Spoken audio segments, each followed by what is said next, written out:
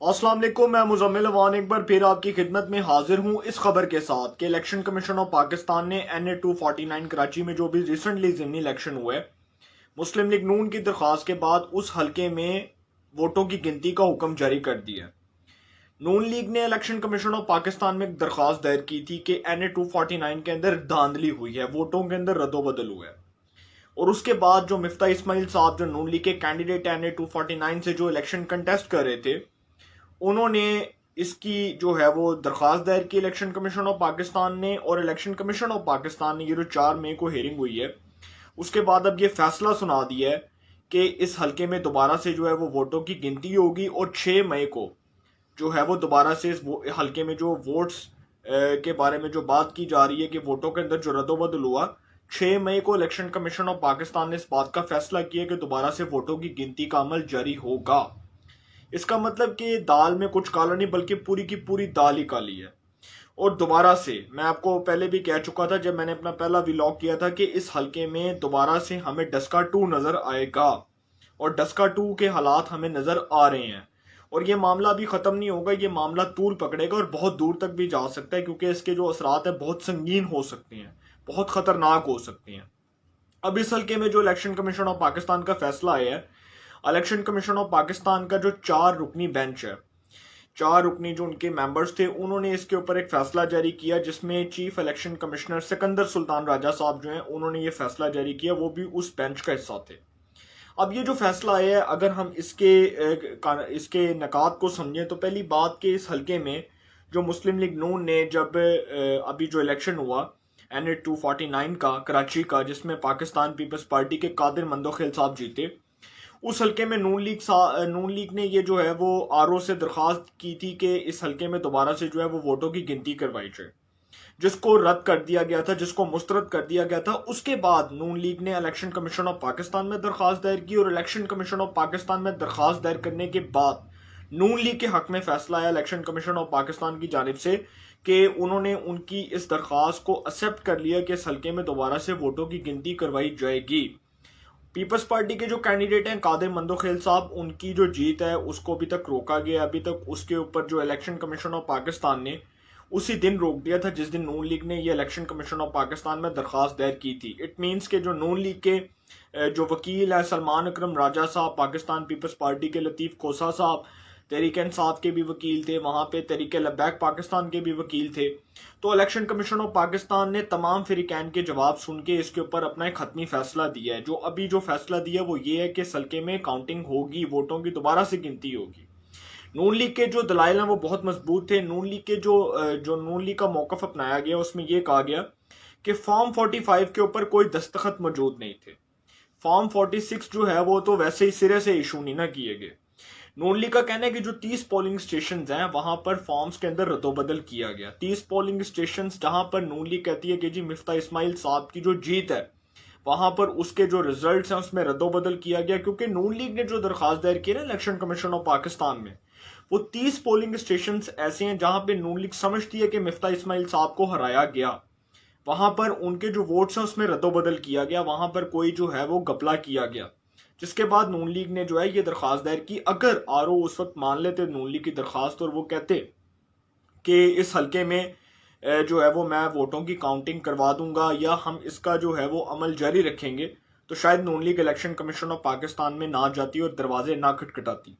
अब नून लीग का ये जो मौकफ है इसको तकवीत भी मिली, इलेक्शन कमीशन ऑफ पाकिस्तान ने एक फैसला भी सुनाया और बहुत हद तक जो है नून लीग की जो पॉपुलैरिटी है, जो उनकी पोजीशन है वो इस हल्के में मजबूत भी हो सकती है।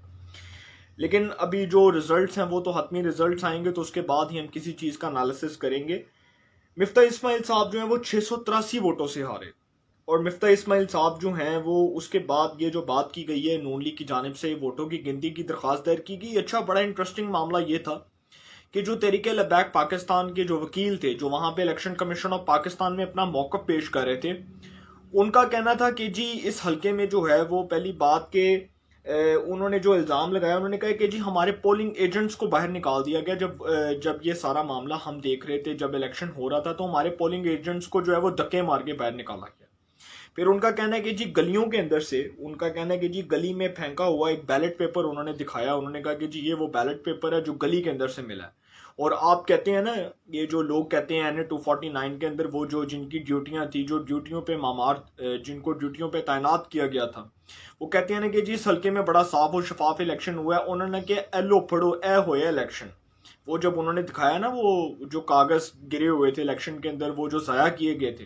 वो तरीके लबैक पाकिस्तान की जो वकील है उन्होंने कहा ए लो ए फड़ो ए हैगा इलेक्शन जेड़ा तुसी कह रहे हो साफ शफाफ हुआ है। वो इलेक्शन कमीशन ऑफ पाकिस्तान को बता रहे थे कि जी ये वो अमला है जो कहता है कि जी हमने इस हल्के में बड़ा साफ और शफाफ इलेक्शन करवाया। और मैं पहले भी कह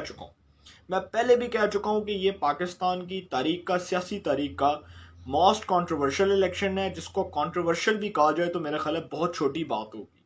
ये बहुत मुतनाज़ तरीन इलेक्शन है जिसने पाकिस्तान के पॉलिटिकल निज़ाम को भी मफलूज किया, हमारे पाकिस्तान में जो इलेक्टोरल सिस्टम है उसके ऊपर भी सवालिया निशान लगाया, और जो हमारी इंतखाबी इस्लाहात हैं उससे एक जो है वो बात खुल के सामने आ चुकी है कि अब इंतखाबी इस्लाहात की ज़रूरत है। अगर ऐसे इलेक्शन होते रहे तो बहुत सी जो जमातें हैं उनको अपने रिजर्वेशन होंगे। अच्छा, इसमें जो पाकिस्तान तहरीक इंसाफ है, इससे पूरी रिकाउंटिंग के सिस्टम में पाकिस्तान तहरीक इंसाफ तो अगर काउंटिंग की दरख्वास्त कर भी दे, जो कि उन्होंने की हुई है, और कह भी दे कि जी इस हल्के में जो है धांधली हुई है, तो उनकी बात को तो वैसे भी कोई अहमियत नहीं दी जाएगी, क्योंकि वो तो इस हल्के में 5वें नंबर पे आए हैं। और ये बड़े शर्म की बात है हुक्मरान जमात के लिए कि एक ऐसी जमात जो इस वक्त एक बरसर इक़्तिदार है वो ज़िमनी इलेक्शन हार रही है, और कंसेक्टिवली जो है वो 10 से 11 जो है वो ज़िमनी इलेक्शन हारी है। अभी खुशाब का भी ज़िमनी इलेक्शन होना है। वो जो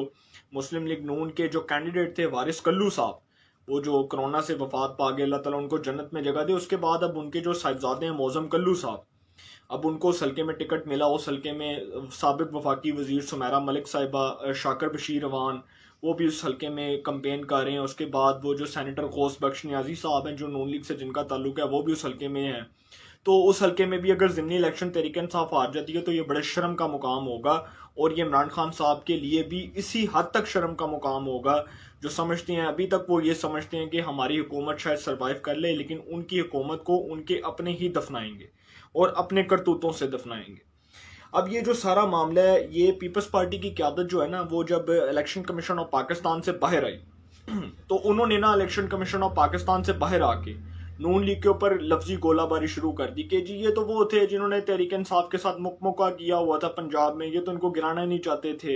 इन्होंने सेनेट के इलेक्शन में मुकमुका कर लिया, चौधरी परवेज लाई ने उनको सीटें दे दी, 5 इधर आ गई 5 इधर आ गई, बांट मिल बैठ के खा लिया, उन्होंने मिल बांट के खाते रहे। ये वो इन्होंने इल्ज़ाम लगाए। उसके बाद उन्होंने इल्ज़ाम लगाया कि जी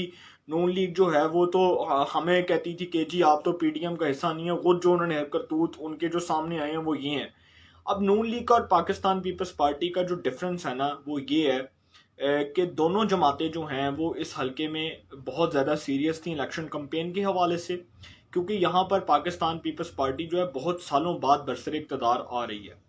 और अगर अभी मैं इस बात को कंफर्म नहीं कर रहा, अगर फिर भी रिजल्ट्स पीपल्स पार्टी के हक में आए, कादिर मंदोखेल साहब के हक में आए, तो फिर शायद नून लीग जो है वो अदालत में जाए। और अगर नून लीग के हक में आते हैं तो फिर पाकिस्तान पीपल्स पार्टी भी अदालत में जाएगी इस फैसले के खिलाफ, इलेक्शन कमीशन ऑफ पाकिस्तान के फैसले के खिलाफ। यही बात मैं कह रहा हूँ कि ये मामला अभी ख़त्म नहीं होगा, ये तूल पकड़ेगा, ये मज़ीद आगे जाएगा। ये अब जो है ये बात अदालतों में जाएगी, और अदालतों में जाने के बाद हो सकता है कि ये मामला जो है ये आगे इसकी समातें होती रहें, इसके ऊपर फिर अदालत फरीकैन को तलब करे, उनसे जवाब ले, हतमी जवाब के बाद अदालत किसी नतीजे पे पहुंचे और उसके बाद अपने फाइनल वर्डिक्ट जारी करे। लेकिन ये इतना आसान काम नहीं है। अगर तो इलेक्शन कमीशन ऑफ पाकिस्तान के रूल्स के मुताबिक, उसके जो है वो फैसले के मुताबिक अगर तो ये डिसीजन आ जाता है कि ये जो है नून लीग के हक में आ जाता है, वोटों की जो काउंटिंग होगी 6 मई को, अगर तो नून लीग के हक में आ जाता है तो फिर तो ये मामला फिर भी अदालत में जाना है, क्योंकि पाकिस्तान पीपल्स पार्टी जो है वो इसको यकीनी तौर पर अदालत के अंदर चैलेंज करेगी। लेकिन अब देखना है कि क्या होता है। 6 मई को रिकाउंटिंग होगी और उसके बाद ही इसके ऊपर हम कोई फाइनल वर्डिक्ट जारी करेंगे। लिहाजा इसमें पाकिस्तान तहरीक इंसाफ तो जो है वो मुकम्मल तौर पर एलिमिनेट हो चुकी है, उसका इस हल्के में शराजा बिखर चुका है। वो जो फैसल वाडा साहब जो इस हल्के में 2018 के बाद जीते, वो एक अवाम ने ऐसा सरप्राइज़ दिया जो कराची में डिफेंस के इलाके में रहते हैं, उनका गरीबों से तो खैर कोई ताल्लुक नहीं है फैसल वाडा साहब का। तो फैसल वाडा साहब की जीत के बाद अब जो ज़िमनी इलेक्शन हुए सल्के में, तहरीक इंसाफ को भी इस बात का एहसास हो गया कि फैसल वाडा साहब को ये नशिस्त नहीं छोड़नी चाहिए थी। लेकिन फैसल वाडा साहब ने नशिस्त छोड़ी और उनके लिए फ़ायदा भी हुआ, क्योंकि वो इस्लामाबाद हाई कोर्ट का जो डिसीजन है वो उनके ऊपर एप्लीकेबल था और उन्होंने उसके तहत 62(1)(f) के तहत उन्होंने डिस्क्वालीफाई हो जाना था अगर वो ये नशिस्त ना छोड़ते। तो ये जो नशिस्त उन्होंने छोड़ी है उसके बाद वो सेनेट के रुकन बने और अभी भी हो सकता है कि इलेक्शन कमीशन ऑफ पाकिस्तान से किसी भी वक्त फैसल वाडा साहब का जो है वो फैसला आ जाए। तो इंशाल्लाह इसके ऊपर जो अब नेक्स्ट जो व्लॉग होगा उसके अंदर आपके सामने कुछ हकाइक रखूँगा